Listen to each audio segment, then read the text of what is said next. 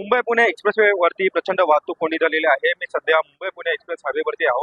आपण पाहू शकतो की जो दृश्यामध्ये आपल्याला पाहायला मिळत आहे तर हा केमिकल टँकर आहे. हा काल या ठिकाणी याचा अपघात झाला. आपण पाहू शकतो की खरं तर हा उलटल्यामुळे या ठिकाणी मोठ्या प्रमाणात वाहतूक कोंडी झालेली आहे. आपण पाहतोय की सध्या 24 तास उलटले असले तरी देखील तो जो टँकर आहे हा केमिकल टँकर तसाच आहे. त्यामुळे मुंबईच्या लेनवरती जी जाणारी वाहतूक आहे त्यामुळे त्यांना मोठ्या अडचणीचा सामना करावा लागत आहे. खरं तर मोठ्या प्रमाणात वाहतूक कोंडी या ठिकाणी झाल्याचे चित्र आपल्याला पाहायला मिळत आहे. खरं तर 24 तास उलटले तरी देखील प्रशासनाला अपयश आलेलं आहे. आपण पाहतोय की या ठिकाणी प्रशासन या ठिकाणी पुन्हा हालचाली करताना आपल्याला पाहायला मिळत आहे. खरं तर या टँकरमध्ये केमिकल होतं त्यामुळे ते काढणं एक अवघड होतं आणि केमिकल ते ज्वलनशील होतं. त्यामुळे काही काळ या ठिकाणी भीतीचं वातावरण देखील पसरलेलं होतं. मात्र सध्या आपण पाहतोय की या ठिकाणी जो केमिकल टँकर आहे तो पलटल्यामुळे आणि मोठी वाहतूक कोंडी झालेली आहे. आणि आपण दृश्यामध्ये पाहतोय की सध्या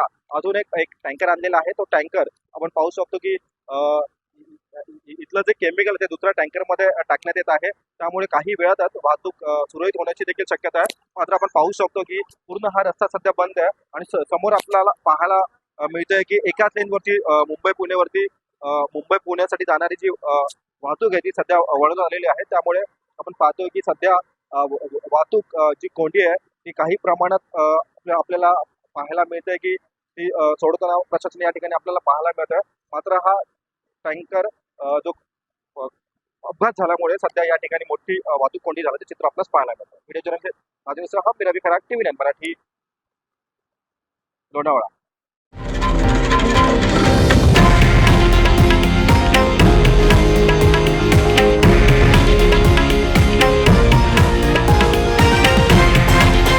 हे आहे देशातील नंबर 1 न्यूज नेटवर्क आणि आपण पाहत आहात TV9 मराठी, एकमेव.